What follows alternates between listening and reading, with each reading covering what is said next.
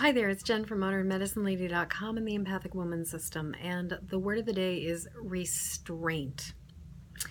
And I choose this word because I've had a couple encounters recently with people who have approached me with very little restraint, where they have basically either made a comment or sent me a message, and without even knowing me, without even introducing themselves to me, just completely started to express their very inflammatory opinions and let me know what's what. And it made me start thinking about just all of the places where we as a society right now are lacking in restraint. And where if somebody has a different opinion than we do, or we don't necessarily have all the information, it's really common these days for people to just jump onto something and start telling somebody what they think and why they're right and the other person is wrong. And I was thinking a lot about my experience when I believe in something really strongly and when I really want somebody to understand where I'm coming from and perhaps even change their mind. And I was thinking about what it feels like to be on the other side of that when somebody doesn't listen to me, when somebody is not really curious about what I have to say, when somebody doesn't really value any input that I have because they already know, and no matter what I say, no matter what I have to share, because it's not within their opinion or their perspective, they're not going to change their mind. And they are going to basically just tell me that I'm wrong. And I thought, that doesn't work.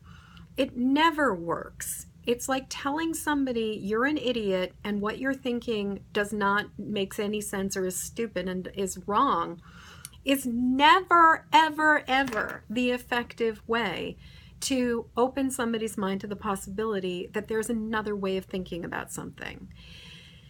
And so I was really thinking about the fact that the alternative takes restraint. The alternative takes not blurting shit out, not just jumping into an opinion. It takes a restraint of our opinion, a restraint of our words, a restraint of our emotions, and a willingness to step back, to be curious, to listen, to actually try to understand what's going on, even if it's something we do not understand or that we do not agree with, and to allow for the possibility that we could learn something from what somebody else has to share, instead of just basically getting into these opposing dialogues where people are just like, well, I have this opinion, you have that opinion, and there's no room for conversation between the two of us.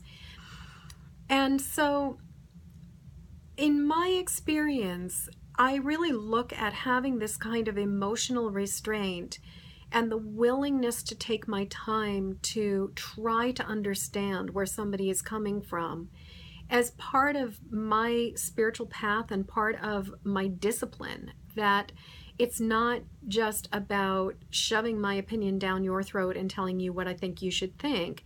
It's also about learning from you, from your experience and what you have to share.